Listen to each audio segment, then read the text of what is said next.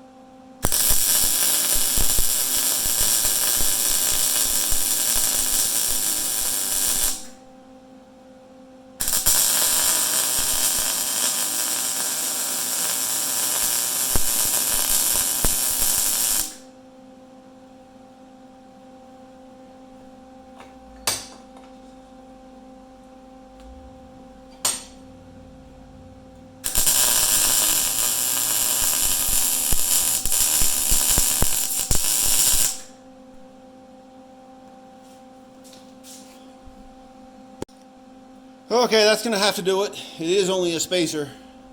So I'll grind her up, make it look pretty. Okay, there's that insert made. Not perfect, but it's just going in a piece of rubber as a spacer. Cut it to 1.5 inches long, including the washer, and I'll pop her in. I've got the bases for the cage nut started. This is how I did the other one. So I just traced over where the size of the nut, and what I'll do is I'll break both these sides upward at 90, and I'll leave these for welding tabs, and then I'll show you as I go. But right now I have to put the hole in it before I do anything else. So what I've done, because this is an inset nut, I just marked out the distances I want. You can see right there. I want this cage nut to sit in. Then I'll whittle it out a little bit so it's nice and loose.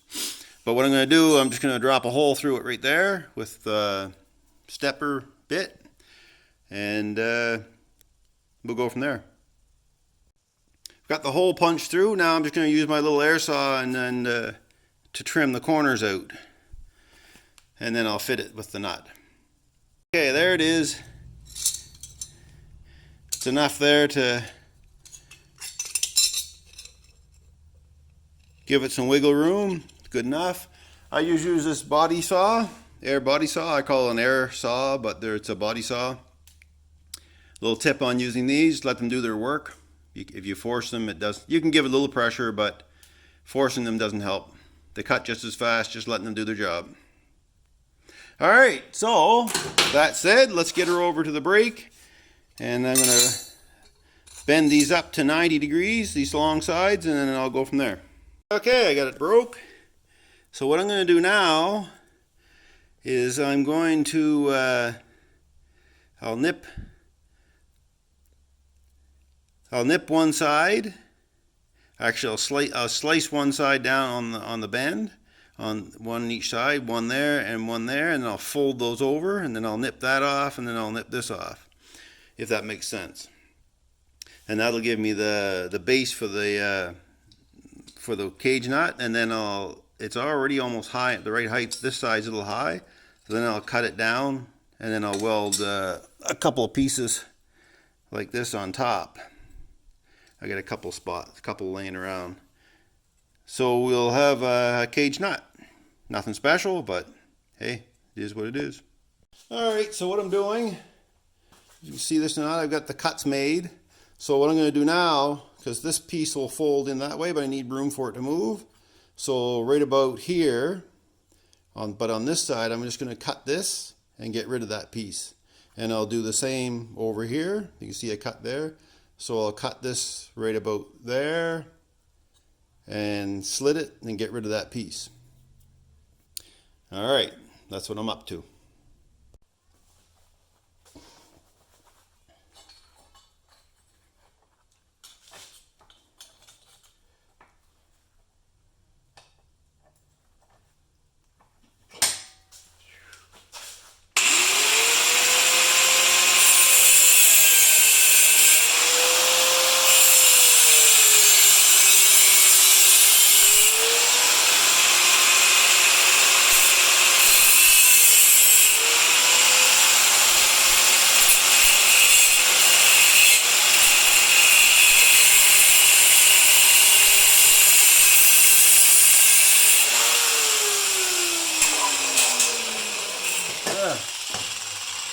How much, doesn't matter how much shop space I have, I still have no place to set anything.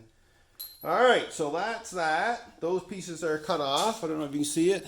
So I got that, and I'll grab a pair of vice grips, and I'll get right back to you. Okay, so let's just bend them up. I'll get behind the camera here so I can see. So all I'm doing is just folding this right over to meet the other side, just like so. I'll trim it back some, it's a little long yet. All I'm doing is building a box, and then I'll weld them together. So I'll do the same here.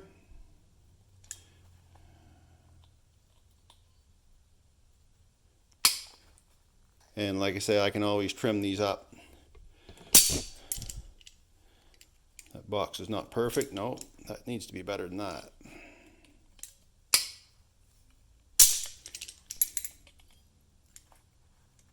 hard to see through the camera and do it all at the same time. All right, let's see if we can get it to bend better. See what kind of a shape we get this time. That's a little better. I'll tighten it down to there, like that. That's pretty good. And then I'll take a little more off, here, just a shave to square this up. And then I'll weld them in place. Check the height make sure there's enough clearance for the nut. And of course, obviously it's not level, so I'll have to trim a little off there. And then I'll dress these up to give the little welding tab. They'll shorten them up a little bit, nick the corners off. All right, be right back. Okay, there it is. And I'll put the nut in it, and then I'll put the caps on. That'll be the next process. I got her made up. I've got the hole punch here. Just hold on. There we go. Okay. I've got it made up. I gave it a quick rub down. I'm not going to grind that off. It's all hidden. It's going to be hidden. So I've got my hole punch, my air hole punch right here. So I'm going to try to get this lined up as close to what I need to be. Like that. Put a hole in it just for spot welds. I find these holes a little small, so I'm going to ream them out with the stepper bit. All right, just give me a second and I'll get right back to you.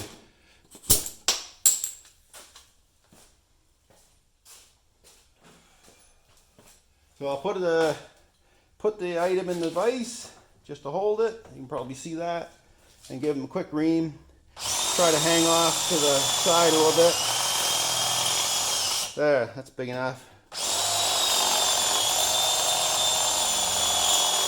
There, I like that size better. There we go. Right there. It's loose enough. Good. So I'll give it a coat of primer. And like I say, it's rough looking, but I'm not going to worry about it. It's all hidden. It'll never be seen again in my lifetime. All right, so I'll get this primed up and then we'll have to get her on the car. All right, there we have it. The cage nut ready to go on. And it's going to go up into here like so, and I'll line the bolt and everything up once I put the mount back in. And I got the mount made, ready to go for the spacer. That'll go in like that. Drop down through that hole. And while I was at it, I threw a little primer on the area that's not going to be welded on this, so it doesn't rust on me. Just a light coat. So I'll be slicing this off here and then bringing it up like this. And then like I said, I had this piece of 14 gauge over there that I'll cut out and put on that, and that'll be fixed. And then we can spot weld it on right over here. So you're going to be good. There it is, in place. And I think they're both about equal. Let's have a look, see. It's hard to tell this side, but this has got this right in the way. Yeah, they're about the same now. So now I'll have to spot those in place, give them lots of room to work. I had to replace the bolt, but it's just a regular bolt, nothing special. And that's her. So now I can get that plate done, put it on up in here, like I said, and then I can continue on with aligning. Once I get this plate on, I can put the hinges back on, and I can continue aligning this here. I've been sampling a little bit of paint. This is a Sonic Blue, Ford Sonic Blue. It's not quite the right color. It's close, but it's a little too much pearl, a Sonic Blue pearl. So if it didn't have pearl in it, I think it would be the right color. Anyway, then I did some spot welding here with my spot welder.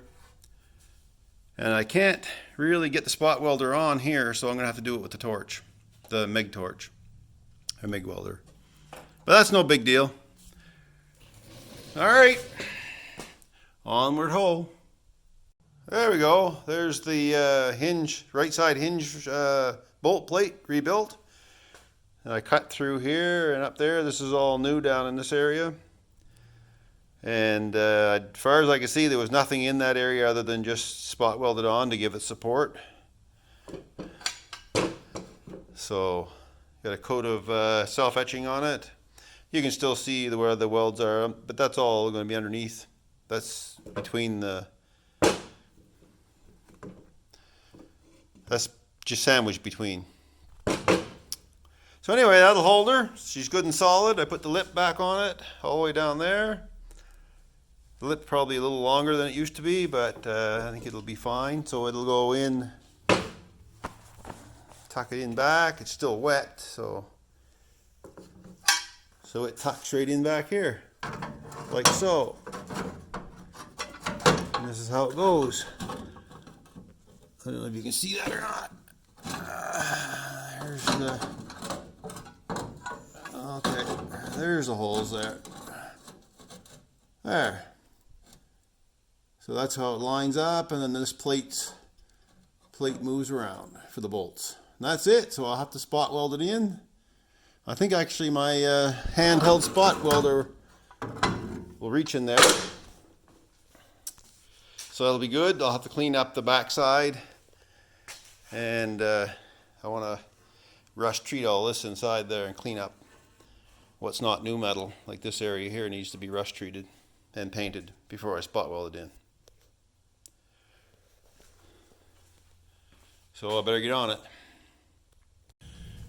Alright, I've got this nut plate, the backing plate put in place, held in place with the clecos. I'll just show you there. Right here. So that's it. So I'm just about ready to spot weld it in with my manual spot welder, the handheld, and then I'll MIG weld these holes in. But I'm going to try a few spot welds down here first. So let's go for it, see what happens. It's a tight spot, but we'll see what we can do with it. So this is what I'm using. Just a Harbor Freight job. Actually, it is Chicago Electric, so it actually is a Harbor Freight job. No idea how I end up with that, but I seem to have some Harbor Freight tools. Probably one of the trips to the US. All right, so she's clamped in. This pretty heavy plate.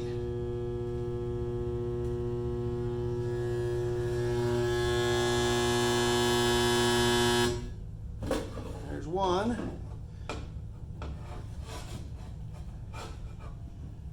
Let's try her again over here. Got to stay away from all the other metals.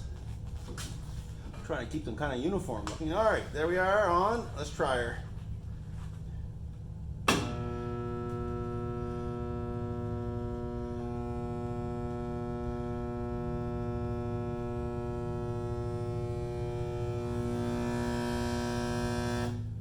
Burned in there enough.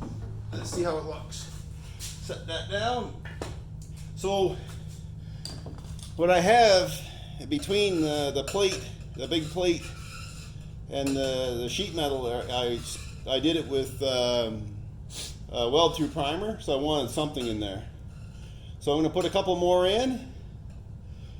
I'll probably put one there and one about there, and then these will be welded in with the MIG.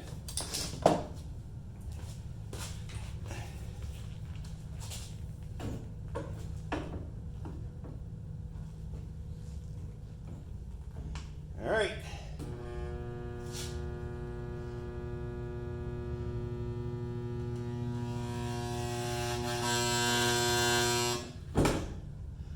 One over here.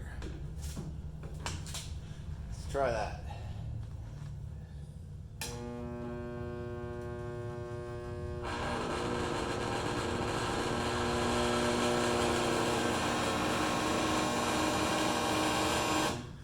My tips are dirty, but anyway, I think that's got it.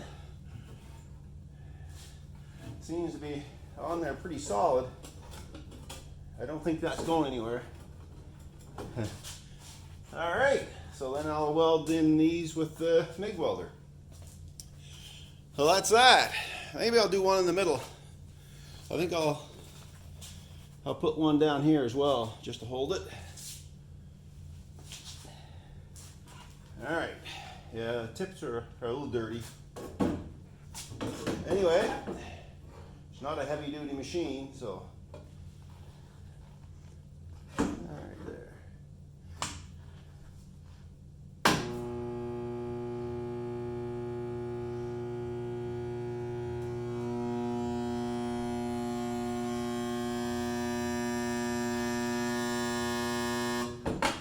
that'll do her. I wonder how many of the Ford employees took time to line them up nice. Probably about as nice as what I did. Anyway, I believe they're fairly random. So that's it. Let's move on. I'll get those welded in, and I also have to tack in these other ones right here. So I'll get these tacked in, and those. Okay, I got a clamp on this part here to hold it, but I wanted to show you what I do to clean out the holes to get the primer and stuff off. So I have an old drill bit that I just squared up. I don't know if you can see it very well.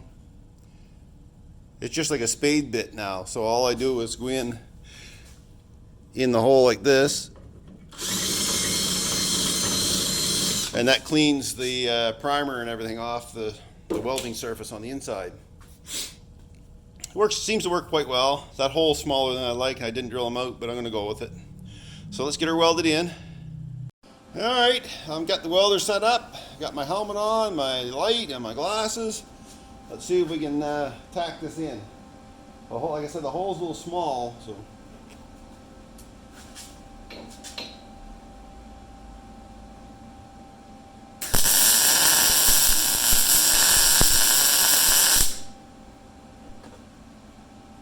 There. Hopefully I'm not right in your way. All right, we'll move on to the next one. So I'll have to take the cleco off. For the next one, we'll be down here. It's already tight to the metal, so I'll do a little cleanup, like I said with this here.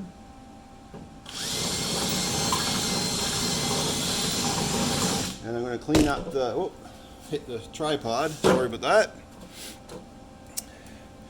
I'll turn you a little bit so you can see it a little better, maybe. And I'm going to clean up the paint around the hole there. Alright. That's not quite as tight in there as I'd like it. I don't know how I'm going to get it much tighter. Clamps won't reach. Alright, we'll have to go with it. I think it'll be fine. Alright.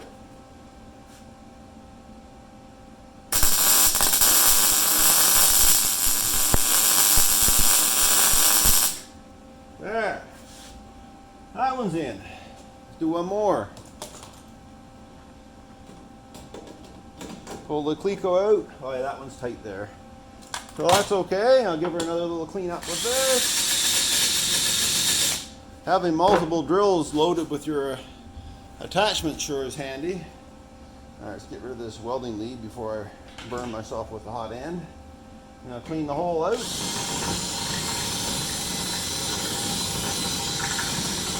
There, that cleans up the surface really well.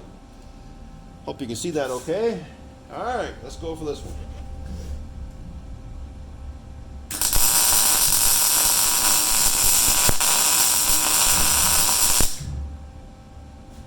There now. Good.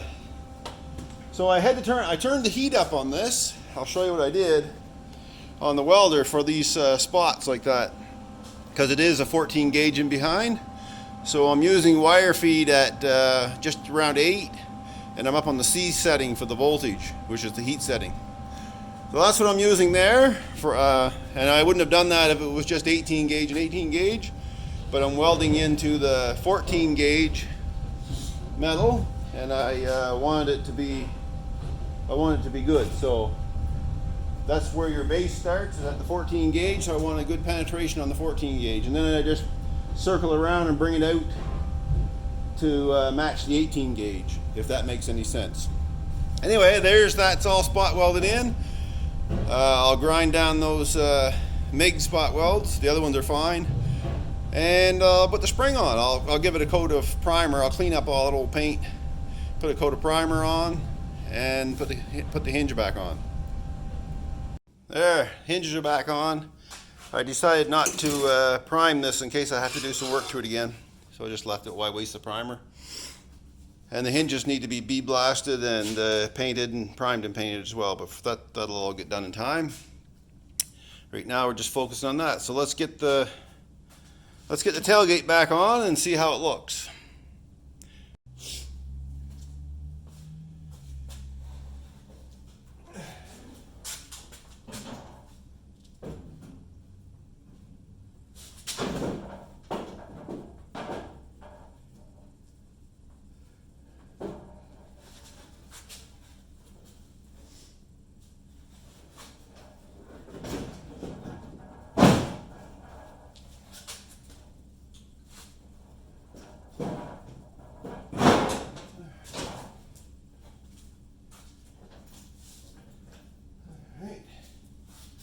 Alright, I'll have to put the bolts in. But for now, I'm going to put these on. I don't know if you can see that or not, but these are the retainer straps. I'm just going to slip them on for a minute. It makes it a little easier.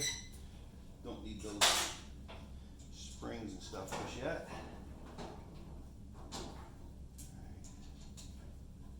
Just go like so. Plus they're out of the way this way. One side.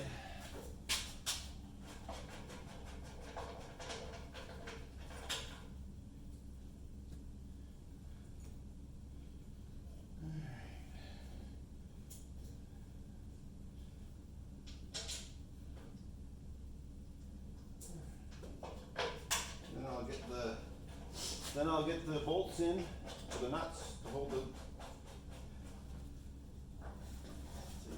I'm going to slide this here.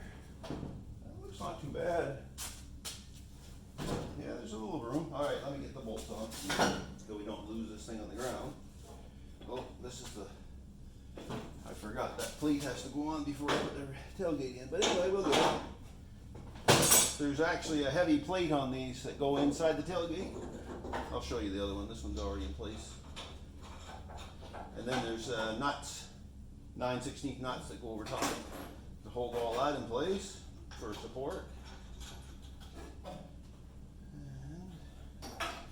And they almost always fall the first time you put them down in there because, you know, there's no place to put your hands. All right, that side is just started. This is the plate I'm talking about. And it almost, you have to lift the tailgate a little bit to get it in place. Because there's a metal tab right in the way. Alright.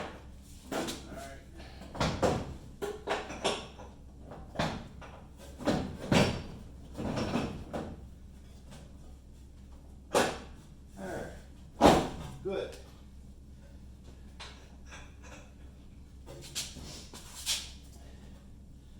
So that'll hold that down once I get the wrench on it. 3 nuts on the other side, the same. Of course, really tucked in the corner. You have to be almost double jointed to get it in there. Anyway. Alright, I'll tighten those down. Where's my ratchet? Just snug them up so they stay in one spot for now. Use an air ratchet.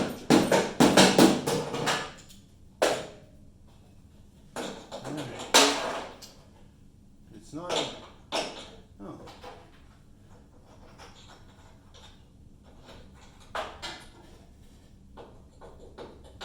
A lot of this stuff you're just going by feel because you can't really see what you're doing. And this is one of those that you can't really see what you're doing.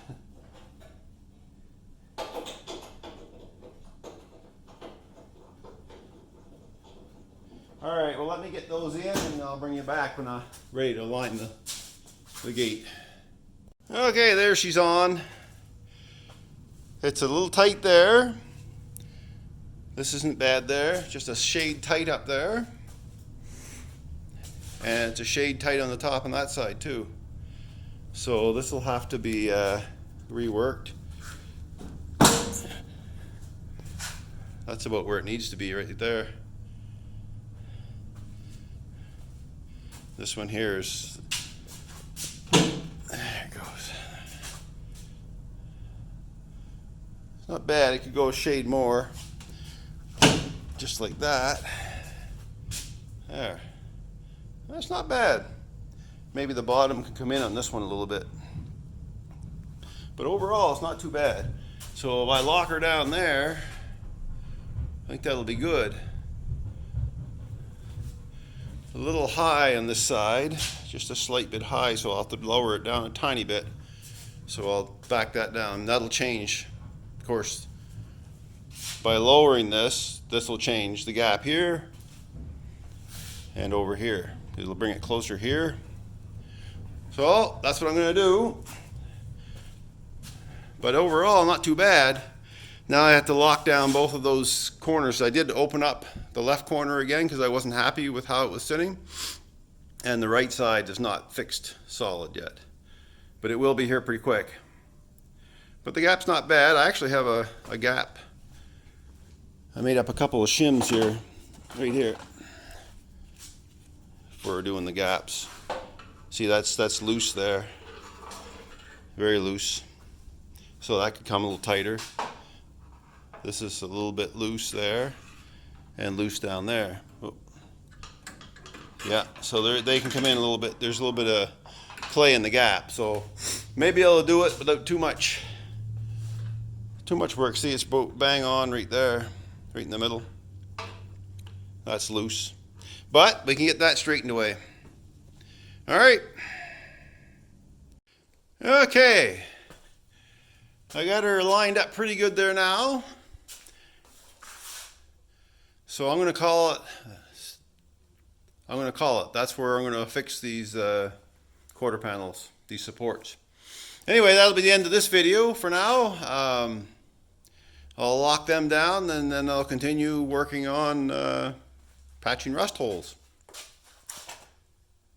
Looking pretty good though, from where it started. Got some clamps on it. Clamping it both ways to straighten it all out.